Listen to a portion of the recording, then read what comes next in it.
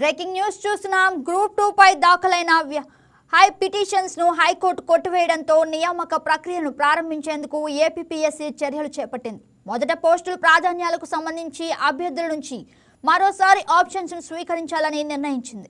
నిన్న నిర్వహించిన కమిషన్ సమావేశంలో వివిధ నోటిఫికేషన్లపై చర్చించారు. గ్రూప్ 2 పోస్టుల ప్రాధాన్యం ఆప్షన్స్ కు స్వీకరణకు వారం రోజులు గడువు ఇవ్వాలని, తర్వాత ఎంపిక జాబితాను విడుదల చేయాలని ఏపీపీఎస్సీ నిర్ణయించింది. గ్రూప్ 2 పోస్టుల ప్రాధాన్యాలకు ఇప్పటికే అభ్యర్థుల నుంచి 3 సార్లు ఆప్షన్స్ తీసుకున్నారు. కోర్టు కేసులతో నియామక ప్రక్రియ ఆలస్యమైంది. ఈలోపు డీఎస్పీతో పాటు సుమారు 20 వరకు ఉద్యోగ నియామక ఫలితాలు వచ్చాయి. గ్రూప్ 2 మెరిట్లో ఉన్న అభ్యర్థుల్లో కొందరు ఇతర ఉద్యోగాలకు కూడా వెళ్లిపోయారు. దీంతో మరోసారి ఆప్షన్స్ తీసుకోవాలని ఏపీపీఎస్సీ భావిస్తోంది. 2023 డిసెంబర్ 905 పోస్టులకు భర్తీకి నోటిఫికేషన్ ఇవ్వగా 2025 ఫిబ్రవరిలో మెయిన్స్ పరీక్షలు నిర్వహించారు. ఫలితాలను ఏప్రిల్లో విడుదల చేశారు.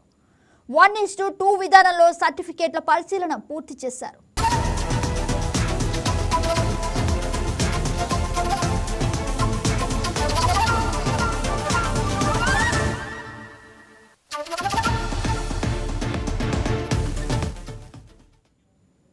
అయితే గ్రూప్ 2లో క్రీడా కోటకు 2 పోస్టులను రిజర్వ్ చేయాలని గతంలో హైకోర్టు ఆదేశాలు ఇచ్చింది.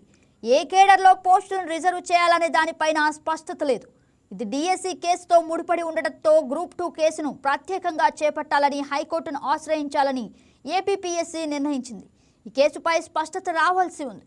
అలాగే రిజర్వేషన్లకు సంబంధించి గ్రూప్ 1 డెప్యూటీ విద్యా అధికారులు, అటవీ శాఖ రేంజ్ అధికారుల పోస్టులపై హైకోర్టులో కేసులు పెండింగ్లో ఉన్నాయి.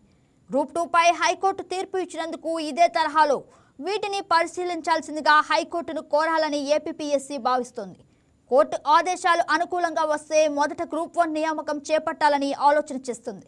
గ్రూప్ 1లో క్రీడా కోటాలోని 2 పోస్టులను 1:2 చొప్పున 4 ఇంటర్వ్యూలకు పిలుస్తారు. గ్రూప్ 1 కేసు తేలకపోతే గ్రూప్ 2 నియామక ప్రక్రియ పూర్తి చేయాలని ఏపీపీఎస్సీ నిర్ణయించింది. ఈ వీడియో మీకు నచ్చినట్లయితే లైక్ చేయండి, షేర్ చేయండి, మా ఛానల్కి సబ్స్క్రైబ్ చేయండి.